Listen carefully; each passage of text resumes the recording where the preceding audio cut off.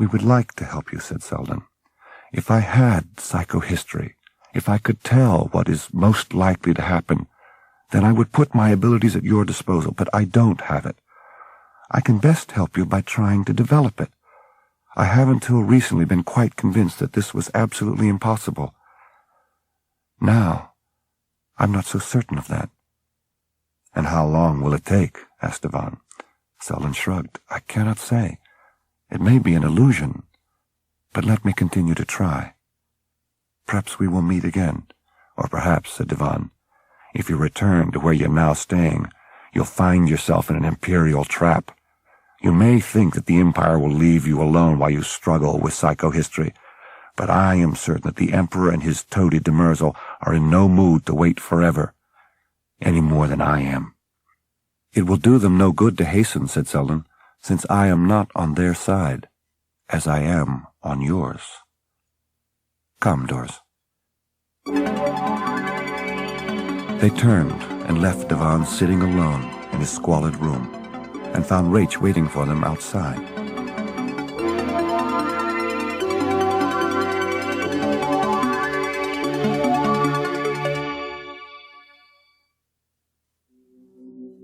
Rach.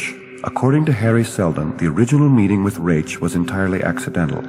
He was simply a gutter urchin from whom Seldon had asked directions, but his life, from that moment on, continued to be intertwined with that of the great mathematician.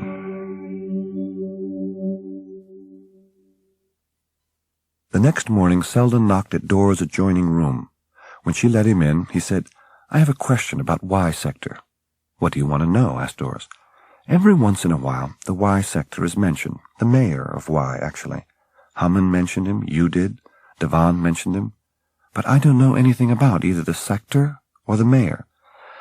"Y," said Doris, "is near the South Pole, quite large, very populous, and very powerful. 40 billion Trantorians use a great deal of energy, and every calorie of it eventually degenerates into heat that's piped to the poles, especially the South Pole, and discharged into space. Well, Y gets rid of 90% of all the heat developed on Trantor. If Y were to shut down its heat emission, the temperature would start rising all over Trantor. The point is that Y is a very touchy problem for the Emperor, and the mayor of Y is, or at least can be, extremely powerful." "What kind of person is this mayor?" asked Harry. "What I've occasionally heard is that he is very old and pretty much a recluse, but hard as a hypership hull, and still cleverly maneuvering for power. Though probably if he had the power and took over the Imperial throne, the game would be over for him. And he wouldn't go elsewhere. After all, Trantor is the Empire. An Emperor who is not at the Imperial palace is not the Emperor. He is a place, even more than a person." Seldon sank into silence, his face rigid. "I'm thinking," he said, "ever since you told me that hand-on-thigh story, I've had fugitive thoughts that aren't quite formed. Now your remark about the Emperor being a place rather than a person seems to have struck a chord." Seldon shook his head. "I may be all wrong. In any case, we ought to go down and have breakfast. We're late, and I don't think Mistress Tessalver is in a good enough humor to have it brought to us." And they moved down the stairs to the Tessalver portion of the apartment to find the lady in question waiting for them with less than breakfast, and with considerably more, too. Cecilia Tessalver stood ramrod straight with a tight smile on her round face, and her dark eyes glinting. Her husband was leaning moodily against the wall. In the center of the room were two men who were standing stiffly upright. One of the men stepped forward. "I am Sector Officer Lanel Russ. This is my partner, Jabor Astenwald." Both presented glittering identification holotabs, identifying them as sun badgers. It seemed Mistress Tessalver had lodged a complaint. "These two have been living here for a few days," said Cecilia, "and they've done nothing but make trouble. They've invited people of low reputation into my apartment." Seldon asked if it was against the law to invite clean, quiet citizens of Dal into one's rooms that were rented and paid for. "No, it is not," said Russ. "But we also have information that 2 days ago you engaged in a knife fight in Billybotten and badly hurt a Dalite citizen named—" He struck a button on a computer pad and studied the new page on the screen. "Elgin Marin." Do you deny the fight took place? Of course we don't deny the fight took place, said Seldon hotly. But we were attacked. Russ went on. We also received information that yesterday you consulted with one Devon, a known subversive who is wanted by the security police. Is that true? You'll have to prove that without help from us, said Seldon. We're not answering any further questions. Russ put away his pad. I'm afraid I must ask you to come with us to headquarters for further investigation. We will not, said Dawes. Watch out, cried Mr. Stisalver. She's got 2 knives. Officer Russ sighed and said, Thank you, mistress, but I know she does. He turned to Dawes. It is a serious crime to carry a knife without a permit. In that case, said Dawes, take my knives away from me. Russ sighed. You must not think, mistress, that knives are all the weapons there are in Dal, or that I need engage you in a knife fight. Both my partner and I have blasters that will destroy you in a moment. Now let us have your knives. And at that moment, a frantic pounding sounded at the door, and a voice outside shouted, Lady! Lady, let me in! The door opened, and Rach rushed in, tried to rush in. The rough hand of an officer seized his arm. Let go! Rach screamed. I ain't done nothing. He looked about. Hey, lady, what they doing? Arresting us, said Dawes grimly. You get out, said Russ, shaking the boy vehemently. No, I ain't, said Rach. You ain't either, son badger. My whole gang is coming. They're right outside now, probably taking your ground car apart. And they'll take you apart. Russ turned towards his partner, called headquarters, had them send out a couple of trucks with macros. Rach broke loose and rushed at Asimov. No, he yelled. Russ leveled his neuronic whip and fired. Rach screeched, grasped at his right shoulder, and fell down, wriggling madly. Russ had not yet turned back to Seldon when the latter, seizing him by the wrist, pushed the neuronic whip up in the air and then around and behind. In an instant, he had Russ immobilized. Asimov raised his blaster quickly, but Dawes' left arm was around his shoulder and the knife in her right hand was at his throat. Move a millimeter and I'll cut you through your neck to the spine. Drop the blaster. Drop it. And the neuronic whip. Seldon picked up Rach, still moaning, and held him tightly. He turned to Dawes and said, This one on the floor won't do anything for a while. Put the other one out of action. Right, said Dawes. Reversing her knife, she struck him hard on the skull with the haft. He went to his knees. She made a face. I hate doing that. They left the apartment hurriedly, and once out on the walkway, found it choked with people. Someone shouted, Where are the sun badgers? Inside, called out Dawes. They'll be helpless for a while, but they'll get reinforcements, so get out of here fast. We're getting out too. We won't be back. They were accompanied down the walkway by several dozen men, when Rach suddenly gestured to an opening and muttered, In here, folks, down the sewer levels. I'll take you to a place no one will ever find you. And down they went, along a narrow, spiraling ramp, and up rose the mephitic odors to greet them. Rach took them to a large, loft-like room. Dawes guessed that it was part of a complex involved in waste recycling. Won't workers be down here periodically? Asked Seldon. They may come at any moment. Is there any way we can get in touch with Cheddar Hummin? As a matter of fact, said Dawes, I did send a message. They sat in uncomfortable silence for a good while, each confronting what seemed to be a hopeless situation. Then Dawes whispered, They're here. I hear them. Rach sprang to his feet and hissed, They're coming that way. We gotta go this way. Seldon, confused, heard nothing at all. Then from the direction of the approaching tread, a voice rang out, echoing against the sewer walls, Don't move. Don't move. And Rach said, That's Devon. He'll help. But how'd he know we was here? Devon had discovered them with a device called a heat seeker, which detected infrared radiation and reacted only to the presence of human beings. When Seldon told Devon what had happened, Devon said, I have a powerful friend who will help.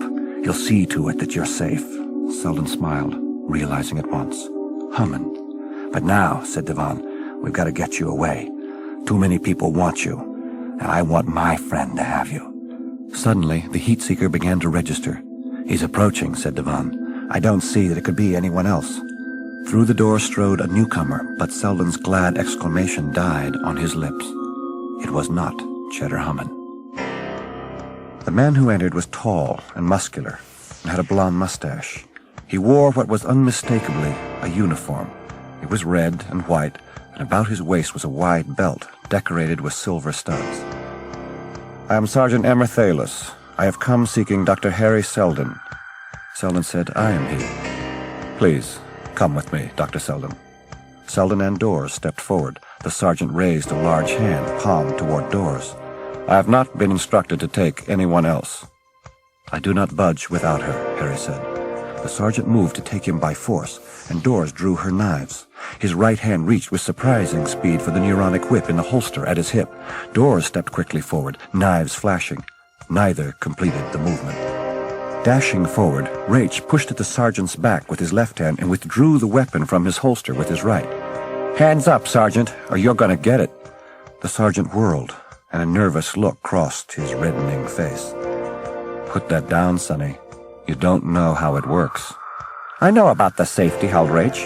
It's off, and this thing can fire, and it will if you try to rush me." The sergeant froze. He clearly knew how dangerous it was to have an excited 12-year-old handling a powerful weapon. Nor did Seldon feel much better. He said to the sergeant, "Here's Raich, a young fellow who's got a neuronic whip pointing at you. Your neuronic whip, remember? And he is anxious to use it. And here is Dr. Venable with 2 knives she can use very expertly. And there's myself who can, if I get the chance, break your Adam's apple with one hand so that you'll never speak above a whisper again. Now then, did your order say not to take all of us?" The sergeant considered this. "No." "Good. Then your orders will allow it." "Do I have your word of honor that we will all go safely?" "Yes. You have my word of honor as a soldier. I will protect you." Seldon told Raich to give back the whip. The sergeant looked at it, then said, "You're an honorable man, Dr. Seldon, and my word of honor holds." Seldon turned to Devon. "Please forget what you've seen here. We 3 are going voluntarily with Sergeant Thalis. You tell Hugo Amarillo that I will not forget him. And if there's anything reasonable I can ever do for your cause, Devon, I will. Now, Sergeant, let's go." They traveled by airjet, then were ushered into a ground car of lavish design. They passed through wide roadways, flanked by tall buildings, all glistening in broad daylight. The walkways were crowded with well-dressed people, but Harry and Dawes could not figure out where they were. It was not a long trip, and soon they had entered a stately 4-story structure. They stepped through an elaborate room, and then an inner door was flung open, and a woman emerged. She was plumpish and middle-aged, and her light brown eyes were merry. On the whole, she looked motherly. She said, "How are you, all of you?" She showed no surprise at the presence of Dawes and Raich. "I've been waiting for you for some time and looking forward to meeting you. But we must not spend our time talking, for I'm sure you would like to bathe and change your clothes. And what is your name, young man?" "Raich, Mrs." "What an odd coincidence," said the woman, her eyes sparkling. "An omen, perhaps. My name is Rachel." "Madam," said Dawes, "may I ask where we are?" "Why, dear? And please call me Rachel." Dawes stiffened. "Are you surprised that we ask?" Rachel laughed. "Really, Dr. Venable, something must be done about the name of this place. You asked where you were, and I did not ask you why. I told you why. You are in the Y sector." She turned to Harry. "We've wanted you, Dr. Seldon, from the day you addressed the decennial convention, and we are so glad to have you now."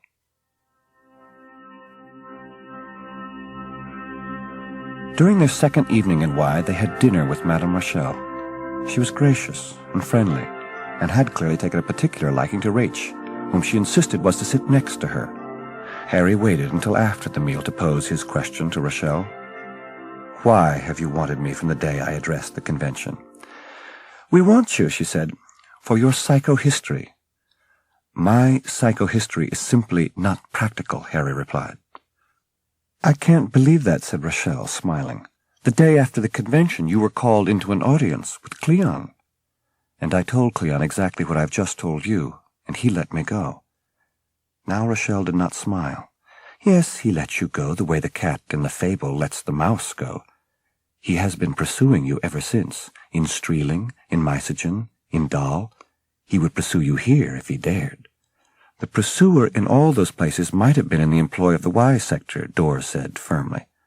Rochelle laughed aloud. Y has its eyes and ears everywhere, of course, but we were not the pursuers. Had we been, you would have been picked up without fail, as in Dahl, when indeed we were the pursuers. When there is a pursuit that fails, you may be sure it is Demerzel. Do you think so little of Demerzel? Asked Dors. Yes, said Rochelle. We have beaten him. You, said Dors. How strange. There seems to be a prevalent opinion throughout Trantor that the inhabitants of Y have nothing to do with anything. It is felt that there is but one will and one fist in Y, and that is of the mayor. Rochelle smiled broadly. She paused to look at Rach and to pinch his cheek, then said, If you believe that our mayor is an autocrat, and that there is but one will that sways Y, then perhaps you are right. But even so, my will is of account, for I am the mayor of Y. There was a moment of silence. Then Dor said, It is quite well understood that the ruler of Y now and for the past 40 years is Mannix, fourth of that name, and that he is still alive and in full possession of his faculties. Who are you really? Exactly who I say I am. Mannix the Fourth is my father. He has wearied of power and placed it in my hands. My father is mayor in law and name, but I am mayor in fact. It is to me that the armed forces of Y have sworn allegiance, and in Y, that is all that counts. The history book film, said Dors, usually refer to the Y rulers as anti-emperor, never recognized by the Empire. It depends on who writes the history book films, said Rochelle.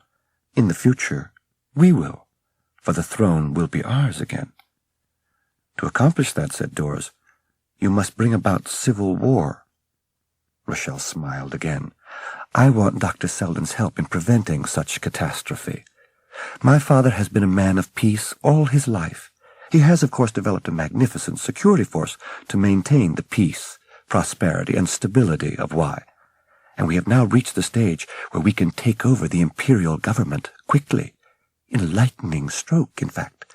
And before one can say civil war, there will be a true emperor, or empress, if you prefer, and Trantor will be as peaceful as before. Would you be satisfied with Trantor only? Said Dors. Rochelle was suddenly ablaze. That is what my father has been planning for 40 years. Why do we need distant worlds that only weaken us? They are distant nothings. Our own populous world, our own planetary city, is galaxy enough for us. We have all we need to support ourselves. As for the rest of the galaxy, let it splinter. There will be enough for all. But they will fight just the same, said Dors. There will be endless wars into which you, Empress of Nothing, and Trantor will be inevitably drawn, to the ruin of all. So it might seem, said Rochelle, if one could see no farther than you do, Dr. Venabili, if one relied on the ordinary lessons of history. What is one to rely on beyond the lessons of history? Why, he, said Rochelle, and her arm shot outward, her index finger jabbing toward Seldon. My father, she continued, has bent his mind to think of some way to prevent civil war. He has been prepared at any time during the last 10 years to take over the Empire in a day. It needed only the assurance of security beyond victory, which we had the moment we heard Dr. Seldon's paper. When I explained it to my father, he formally transferred his power to me. So it is to you, Harry, that I owe my position, and to you that I owe my greater position in the future. With deep annoyance, Harry repeated, Psychohistory cannot be employed for practical purposes. I won't play the charlatan.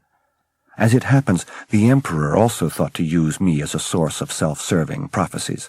I refused to do it for him. So do you think I will agree to do it for you? Rochelle was silent for a moment. Harry, What Cleon wanted was propaganda to preserve his throne. It's no use. Don't you know that the Galactic Empire is in a state of decay?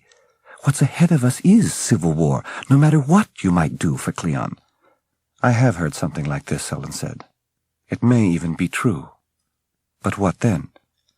Help the Empire break into fragments, Harry, without war. Help me take Trantor. Help me establish a firm government over a realm small enough to be ruled efficiently. Let me give freedom to the rest of the galaxy. My ambition is moderate indeed. One world, not millions. Peace, not war. Freedom, not slavery. Think about it, and help me. Seldon answered, Why should the galaxy believe me? They don't know me.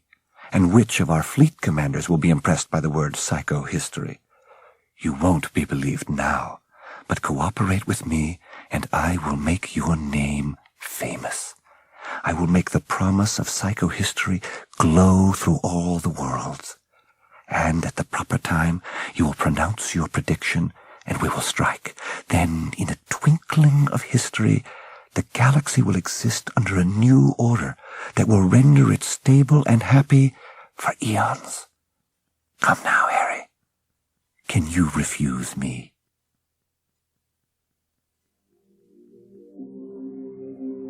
Emmer Thalis, according to the Encyclopedia Galactica, was a sergeant in the armed security forces of the Y sector of ancient Trantor. Aside from some totally unremarkable vital statistics, nothing is known of the man except that on one occasion he held the fate of the galaxy in his fist. Breakfast the next morning was served in an alcove, and it was luxurious indeed. When it was over, Rach left with Rochelle, who had invited him to see the zoo. Seldon turned to Doors. I don't know how long we'll be left to ourselves. She's obviously plotting ways of preoccupying our time.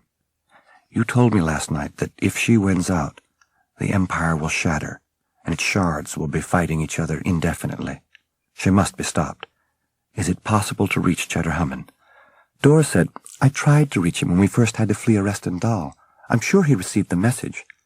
Do you suppose, Harry, that you can convince Rochelle, bang it into her head, that you don't have psychohistory? Harry said, I'm sure she's aware that I don't have it, but she'll say that I do, and the people will believe her. Doris said, surely that will take time. Seldon was pacing the length of the room. That might be so, but I don't know. Besides, he paused and looked about. Besides what? Well, he continued, we must have our freedom. You see, I've solved the psychohistory problem.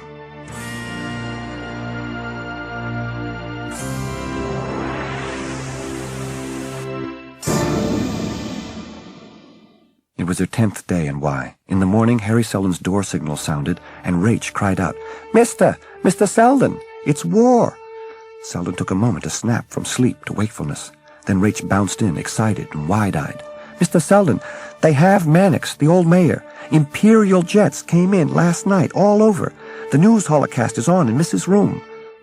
Seldon, pausing only long enough to throw on a bathrobe, burst into Dora's room.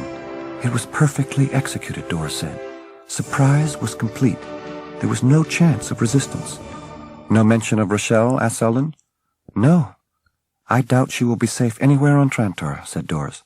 Perhaps not, came a voice, but I'll be safe here for a little while. Rochelle entered. The three stared at her in surprise. I have been betrayed, she said.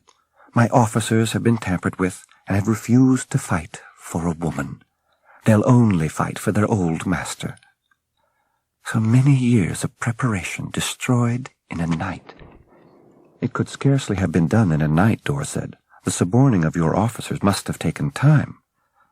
At that, said Rochelle, de Merzel is a master, and quite obviously I underestimated him.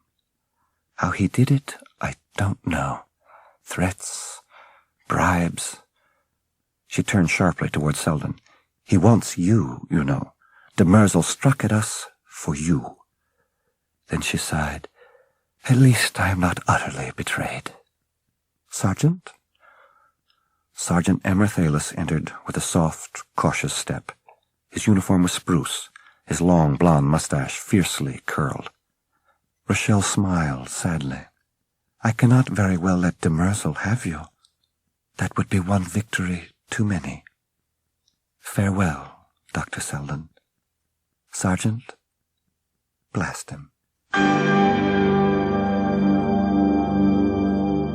The sergeant drew his blaster at once, and Doris with a loud cry lunged forward, but Seldon caught her by the elbow. "Stay back, Doris, or he'll kill you. You too, Rach." "He won't kill me." Seldon faced the sergeant. "You hesitate, Sergeant, because you know you cannot shoot. I might have killed you 10 days ago, but I did not, and you gave me your word of honor at that time that you would protect me." "What are you waiting for?" snapped Rochelle. "I said shoot him down, Sergeant." Seldon said nothing more. He stood there while the sergeant, eyes bulging, held his blaster pointed at Seldon's head. "You have your order!" shrieked Rochelle. "I have your word," said Seldon. "Dishonored either way," said Sergeant Thalis. His hand fell and his blaster clanged to the floor. Rochelle cried out, "Then you, too, betray me!" She seized the blaster, turned it on the sergeant, and closed contact. Seldon had never seen anyone blasted before. What mangling it did to the organs inside the sergeant's chest went unseen as, without a change of expression, the sergeant crumbled and fell, dead beyond any doubt or hope. And Rochelle turned the blaster on Seldon with a firmness that put to rest any hope for his own life beyond the next second. It was Rach who jumped into action. Racing between Seldon and Rochelle, he shouted, "Don't shoot, Mrs.!" For a moment, Rochelle looked confused. That was all Doris needed. She plunged toward her with a long, low dive. Rochelle went down, and the blaster hit the ground a second time. Seldon retrieved it. A new voice rang out. "I'll take care of her now, Seldon." Seldon looked up. Hammond, finally! Soldiers were entering, and at a small gesture from Hammond, they lifted Rochelle respectfully. She pointed to Hammond and said to Seldon, "What did you call it?" "Cheddar Hammond," he answered. "A friend of mine, and my protector on this planet." "Your protector?" Rochelle laughed madly. "You fool! You idiot! That man is de Merzel, and if you look at your Venabili woman, you will see that she is perfectly aware of that. You have been trapped all along, far worse than you ever were with me."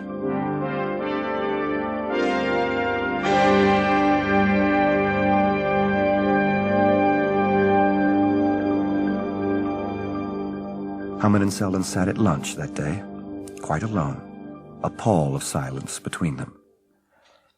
"Well, sir," said Seldon, "how do I address you? Cheddar Hammond or Ito de Merzel?" The other said gravely, "Call me Hammond, if you don't mind." "Yes, I am Ito de Merzel, but with respect to you, I am Hammond. The two are not distinct. I told you that I wanted psychohistory as a way of preventing the decay of the Empire. I believe that in both my capacities."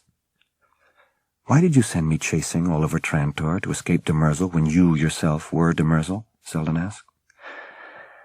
"That, I felt, would concentrate your mind powerfully.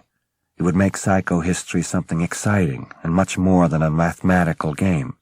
You would try to work it out for the sincere idealist Hammond, where you would not for the Imperial flunky de Merzel. Also, you would get a glimpse of various sides of Trantor, and that, too, would be helpful.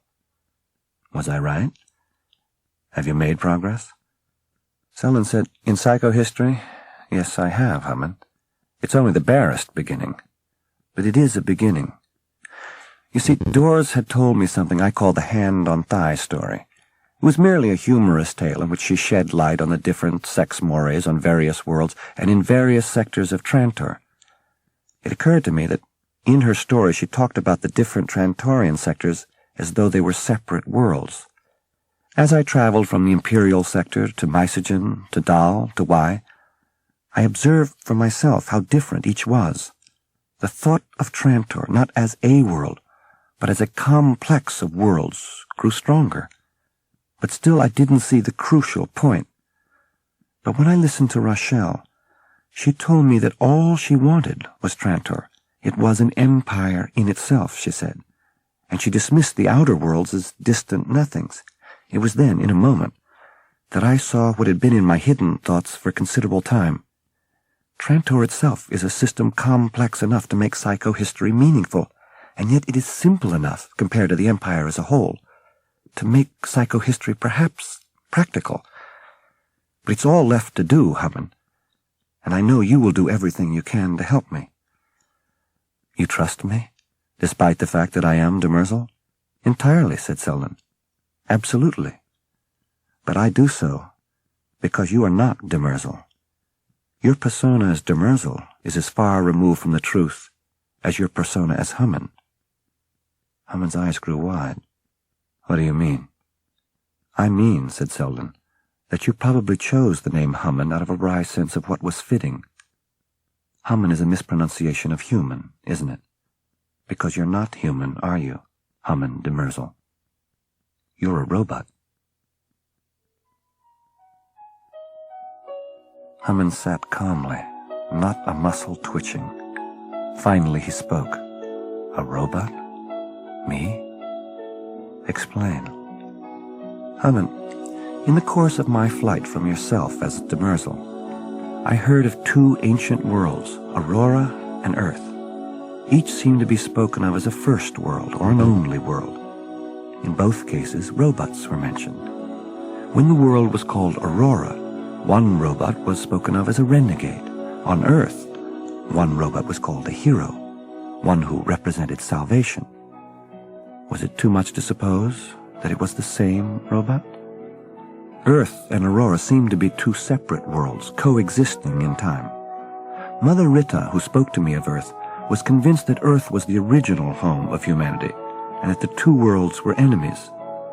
When I compare the Mycogenians, who seem to embody Aurora, and the Daleks, who seem to embody Earth, I imagine that Aurora was the more advanced, the one that could produce more elaborate robots, even ones that were human in appearance. Such a robot was designed, but he deserted Aurora, a renegade. To the Earth people, he was a hero, so he must have joined Earth. Why he did this, what his motives were, I can't say. Hammond said, Does it occur to you, Harry, that you're dealing with legends that may have been distorted over the centuries? I know very well what legends are, Hammond. This particular legend, however, is supported by strange events. I met you, Hammond, and trusted you. I placed myself entirely in your hands. Looking back on it now, I see myself as not myself. I am not a person to be so easily led. Yet I was. It wasn't only me. How is it that Doris Venabili should abandon her career in order to join me in my flight, should risk her life to save mine? How is it that Sunmaster 14, a monster of arrogance, should be willing to take in tribespeople? When we broke every rule, committed every sacrilege, how is it that you could still talk him into letting us go? Most of all, how is it that Mannix the Fourth of Y could spend decades building an army without peer and yet have it fall apart when his daughter tried to make use of it? How could you persuade them to play the renegade, all of them, as you have done? Doors described you as a very persuasive man, Hammond, and so you are. More persuasive than any man could be, but no more persuasive than an immortal robot with strange mental powers might be. Well, Hammond? What is it you expect of me, Harry? Said Hammond. Do you expect me to admit I'm a robot? Seldon leaned forward. Yes, I do. I expect you to tell me the truth, and I suspect that what you have just outlined is the truth. You are the robot that Mother Rita referred to as Dani, friend of Bali. You must admit it. You have no choice. You're an ingenious fellow, Harry, Hammond said finally. Well, then I ask your help, said Seldon. I can work out psychohistory on the basis of Trantor alone, but I will run into difficulties that can be more easily overcome if I know certain key facts about Earth and Aurora. There are 10,000 questions I might ask. Would you allow me to fail in my task, when you could inform me and help me succeed? Seldon sat back and took a deep breath. So I ask you again, are you that robot, the renegade? If you want psychohistory, then you must admit it. Are you Dani? And Hammond said, as imperturbable as ever. Your arguments are irrefutable. I am R. Daniel Oliver. The R stands for robot. In 20,000 years, no one has guessed I am a robot. And in part, that is because I do have the ability to detect and affect human emotion. I will tell you something of myself. I am governed by the laws of robotics. These laws forbid a robot to injure humanity or, through inaction, allow humanity to come to harm. The trouble is, Harry, that a human being is easy to identify. But what is humanity? And how can one define harm to humanity? When will a course of action do more good than harm to humanity as a whole? And how can one tell? The robot who first advanced these laws died, became permanently inactive, because he was forced into an action that he felt would save humanity, yet which he could not be sure would save humanity. He left the care of the galaxy to me. Since then I have interfered as little as possible, relying on human beings themselves to judge what was for the good. They could do harm unwittingly. I would grow inactive if I did. However, as the Empire began to fail and to decline, I've had to interfere more frequently, and for decades now I've had to play the role of Demerzel, trying to run the government in such a way as to stave off ruin. And yet I still function, you see. When you made your speech, the decennial convention, I realized that in psychohistory was a tool that might make it possible to identify what was good and bad for humanity. I was forced to make you try. Now, I must remain human to you on those rare occasions when I will be able to see you. I will give you what information I have if it's something you need, and in my persona as Demerzel, I will protect you as much as I can. As Daniel, you must never speak of me. Doris knows of me, and she too cannot speak of me. Daniel rose. Harry, I have my work to do now. Harry interrupted. The boy Rach must come back with me to the Imperial sector. I cannot abandon him. And there is a young Dalite, Hugo Amaru. You will all be taken care of appropriately, Daniel said. And you will work on psychohistory. You will have a staff and all the necessary equipment and reference materials. Wait, Hammond. What if I fail? Take my advice, Harry. If the time comes when you are able to set up some device that may act to prevent the worst from happening, see if you can think of 2 devices, so that if one fails, the other will carry on. The Empire must be steadied or rebuilt on a new foundation. Let there be 2 rather than 1, if possible. And with one final nod, he left. Seldon looked after him and said softly, First, I must speak to Doris. The palace is cleared, said Doris. Rochelle will not be physically harmed. You'll return to the Imperial sector, Harry, and I will go back to the university. No, Doris, you have a greater task. Psychohistory. Harry, you will find any number of historians who will suit the needs of psychohistory better than I. In that case, Doris, let me explain that psychohistory needs more than a mathematician and a historian. It also needs the will to tackle a lifetime problem. Without you, Doris, I will not have that will. Of course you'll have it, she answered. Doris, if you're not with me, I don't intend to have it. Hammond wants you to continue your protection of me, Harry went on. And I want your protection. Against what? You have Hammond's protection, both as Demerzel and as Daniel. Surely that is all you need. If I had the protection of every person and every force in the galaxy, it would still be yours I would want. Harry scowled. It is neither psychohistory nor protection I want you for. Those are excuses, and I'll use any other I need. I want you. Just you. You don't even know me, Doris objected. I do know you in a way. Better than you think, Harry said. You follow orders, and you risk your life for me without hesitation, and with no apparent care for the consequences.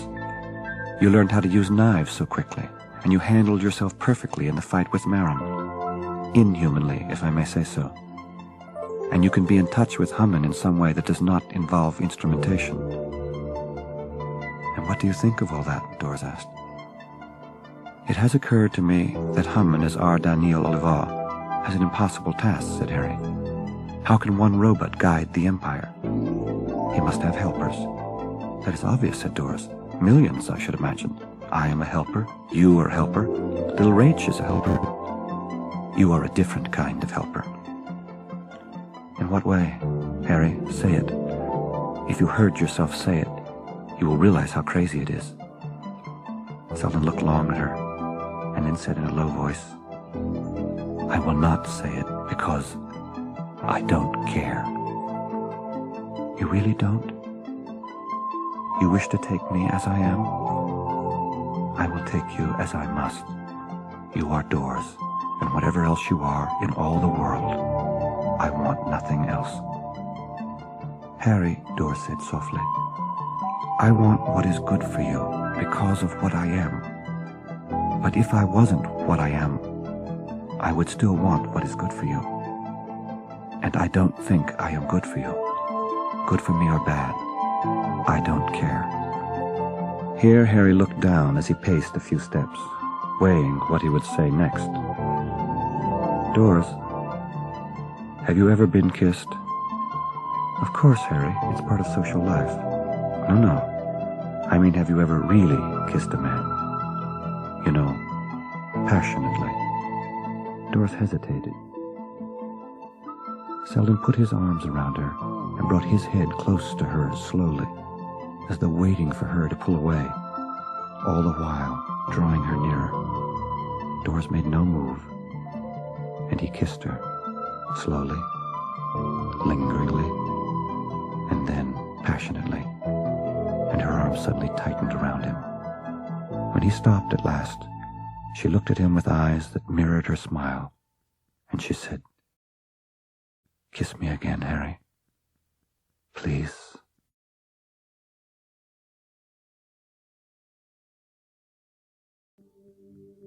From the Encyclopedia Galactica, Harry Seldon. It is customary to think of Harry Seldon only in connection with psychohistory.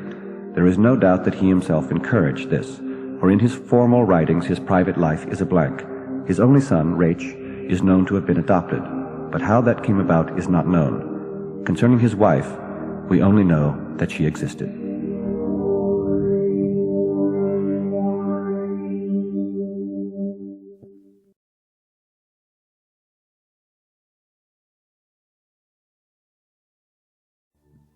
This is David Dukes. I hope you've enjoyed this double-day production of Isaac Asimov's Prelude to Foundation.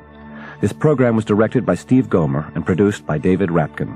Copyright 1989, Bantam Audio Publishing. All rights reserved.